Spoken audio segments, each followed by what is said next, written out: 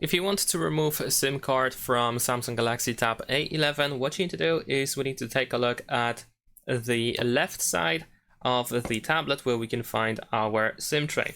We're going to use the SIM eject tool that you can find inside the box, for example, and we need to insert it into this hole on the SIM tray. Once you put it in, push it down with a little bit of force so that the SIM tray pops out slightly, and then we can use our fingernails actually, in order to remove the SIM tray. There we go. And usually you can just flip it upside down in order to remove the SIM card from the tablet. However, in some other cases you may need to just use your finger and push it from the bottom, from the other side, because they are quite loose, so you shouldn't have any issues with removing the SIM card. And of course, remember to put it back into the tablet, the whole SIM tray, of course.